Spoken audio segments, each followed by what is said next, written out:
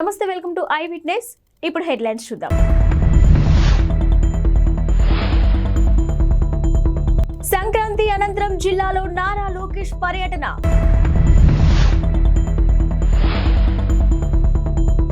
అత్తాపూర్లో భారీ అగ్ని ప్రమాదం, సురక్షిత ప్రాంతాలకు స్థానికుల తరలింపు.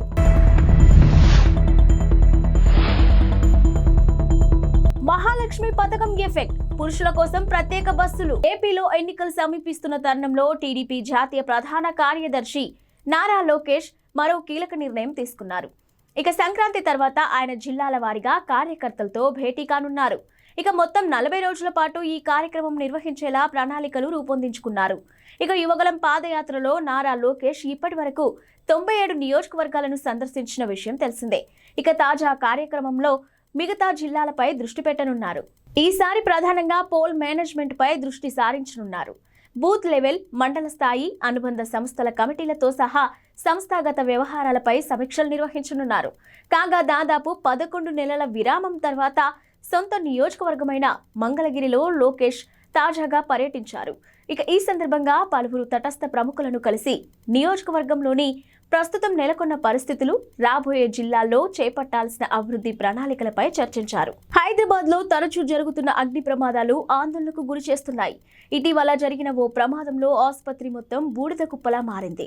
ఇక తాజాగా అత్తాపూర్ పోలీస్ స్టేషన్లోని సులేమాన్ నగర్, ఎంఎం పహాడిలోని ఓ కట్టెల గోడౌన్లో ఈ తెల్లవారుజామున భారీ అగ్ని ప్రమాదం సంభవించింది. మంటలు పక్కనే ఉన్న స్క్రాప్ దుకాణానికి అంటుకోవడంతో స్థానికులు భయభ్రాంతులకు గురయ్యారు. మంటలకు తోడు దట్టమైన పొగలు కమ్ముకోవడంతో ఊపిరి తీసుకోవడంలో ఇబ్బందులకు గురయ్యారు ప్రజలు. ఇక ప్రమాదంపై సమాచారం అందుకున్న అగ్నిమాపక సిబ్బంది వెంటనే ఘటనా స్థలానికి చేరుకొని మంటలు అదుపు చేస్తున్నారు. మరోవైపు స్థానికులను పోలీసులు సురక్షిత ప్రాంతాలకు తరలిస్తున్నారు. ఈ ప్రమాదంలో ఆస్తి నష్టం భారీగా జరిగిందని అంచనా వేస్తున్నారు. కేసు నమోదు చేసుకున్న పోలీసులు ప్రమాదానికి గల కారణాలపై ఆరా తీస్తున్నారు. మహాలక్ష్మి పేరిట తెలంగాణలో మహిళలకు ఉచిత బస్సు ప్రయాణ పథకం అమల్లోకి వచ్చాక ఆర్టీసీ బస్సుల్లో రద్దీ గణనీయంగా పెరిగిన విషయం తెలిసిందే. కొన్ని సందర్భాల్లో బస్సుల్లో వెనుక సీట్ల వరకు మహిళలే కనిపిస్తున్నారు. ఇక దీంతో సీటు దొరకని పురుషులు దిగి వెళ్లిపోతున్నట్టు ఇటీవల నిర్వహించిన ఆన్లైన్ మీటింగ్లో కండక్టర్లు ఆర్టీసీ ఎండీ దృష్టికి తీసుకెళ్లారు. ఈ నేపథ్యంలో ఆర్టీసీ కొన్ని రూట్లు సమయంలో పురుషుల కోసం ప్రత్యేకంగా బస్సులు నడిపే అంశాన్ని పరిశీలిస్తుంది.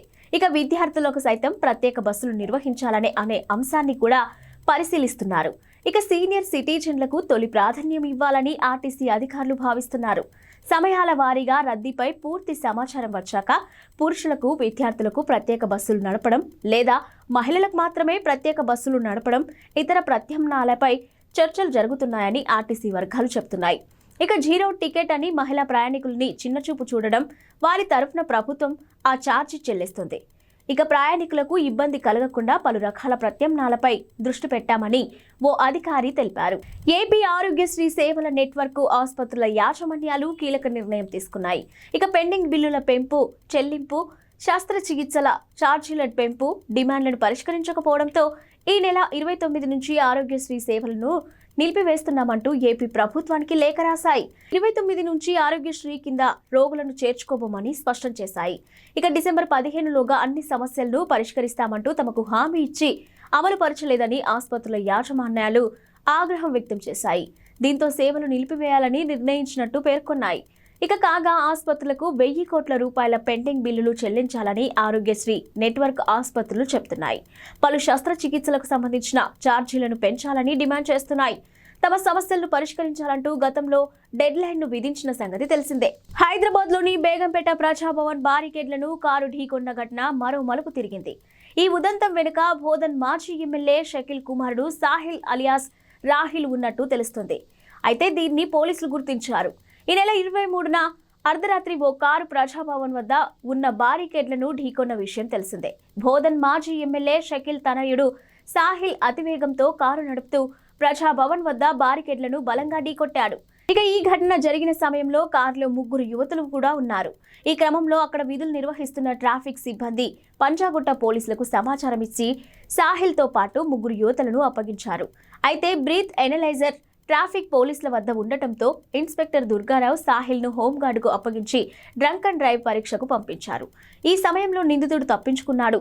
అనంతరం సాహిల్ దుబాయ్లో తండ్రికి ఫోన్ చేసి విషయం చెప్పడంతో ఆయన సూచనతో అనుచరులు సాహిల్ను తప్పించి వారి పని మనిషి అబ్దుల్ ఆసిఫ్ను పంజాగుట్ట ఠాణాకు తీసుకెళ్లారు. కారు తానే నడిపినట్టు అతడితో చెప్పించడంతో కేసు నమోదైంది.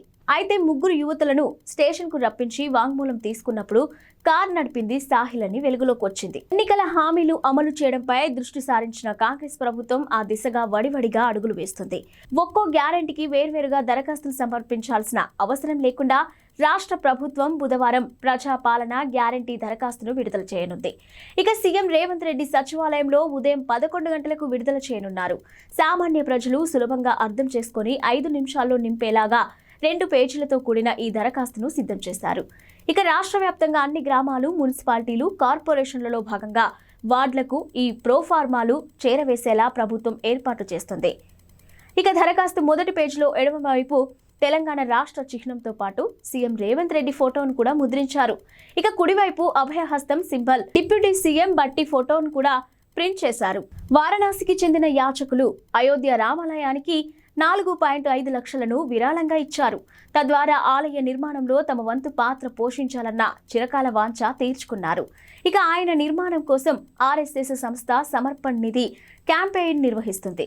ఈ కార్యక్రమంలో 2020 నవంబర్లో కాశీలోని కొందరు యాచకులు ఆర్ఎస్ఎస్ కార్యాలయాన్ని సందర్శించి తమ మనసులో మాట బయటపెట్టారు. తొలుత అధికారులు సంశయించిన యాచకుల విజ్ఞప్తి మేరకు స్వీకరించేందుకు అంగీకరించారు.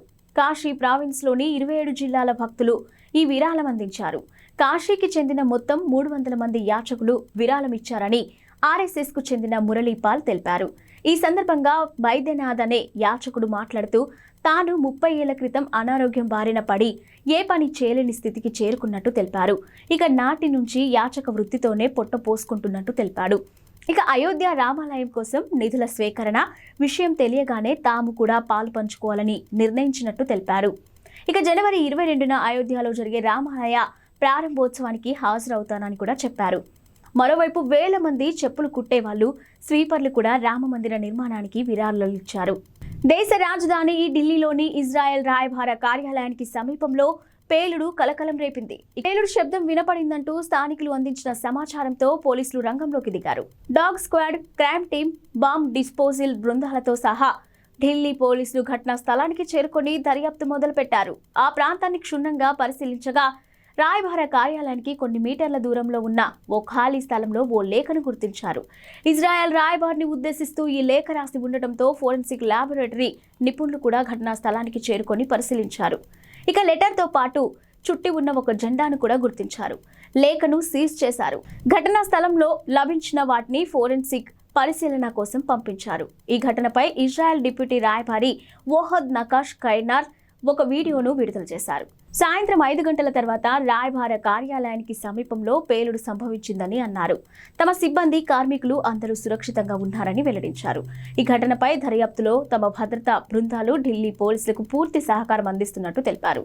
ఇక కాగా యూదుల కమ్యూనిటీ కేంద్రంగా ఉన్న సెంట్రల్ ఢిల్లీలోని పహర్గంజ్ ప్రాంతంలోని చాహత్ హౌస్ వద్ద పోలీసులు భద్రతను కట్టుదిట్టం చేశారు. సీసీ కెమెరాల ద్వారా పోలీసులు ఆ ప్రాంతాన్ని నిశితంగా పర్యవేక్షిస్తున్నారు. ఓ కేసులో బాధితురాలి పట్ల అసభ్యకరంగా ప్రవర్తించిన మియాపూర్ స్టేషన్ ఎస్ఐ గిరీష్ కుమార్ పై వేటు పడింది. ఆయన్ను సస్పెండ్ చేస్తూ సైబరాబాద్ కమిషనర్ అవినాష్ మహంతి ఆదేశాలు జారీ చేశారు.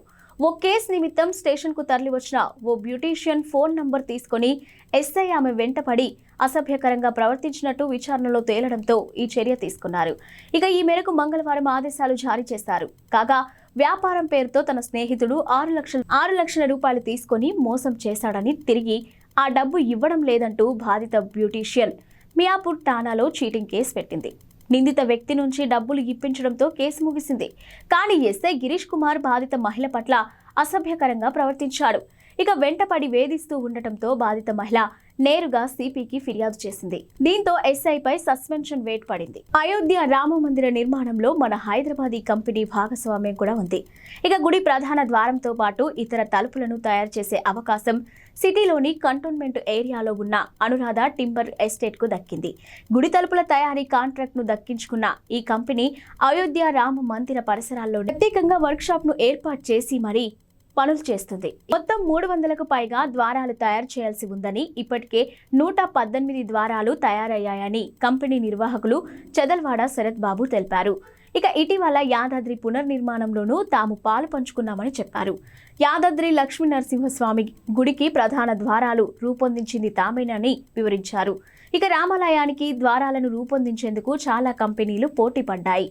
అయితే ఆలయ ద్వారాలు తయారీలో అనుభవం ఉన్న యాదాద్రి ద్వారాలను నాణ్యతను పరిశీలించిన అయోధ్య ట్రస్ట్ సభ్యులు అనురాధ టింబర్ ఎస్టేట్ కు పనులు అప్పగించారు. ట్రస్ట్ ప్రధాన కార్యదర్శి సంపత్ రాయ్ ఆదేశాలు ఇచ్చినట్టు డిజైన్ మేరకు ద్వారాల తయారీ పనులు ప్రారంభించినట్లు శరత్ బాబు వివరించారు. ఇందుకోసం ఆలయ పరిసరాల్లోనే ప్రత్యేకంగా వర్క్ షాప్ ను ఏర్పాటు చేసుకున్నామని తెలిపారు. ఇప్పటికే పూర్తయిన ద్వారాలను జనవరి 1న బిగించే ఏర్పాట్లు చేస్తున్నట్లు పేర్కొన్నారు. తలుపుల తయారీ కోసం మహారాష్ట్రలోని బల్లర్షా నుంచి ప్రత్యేకంగా టేకు కలపను తెప్పించినట్లు తెలిపారు. ఈ ద్వారాల తయారీ పనులలో తమిళనాడుకు చెందిన కుమారి రమేష్, మహాబలిపురం, కన్యాకుమారికి చెందిన మరో 60 మంది శిల్పుల బృందం నిమగ్నమైందన్నారు.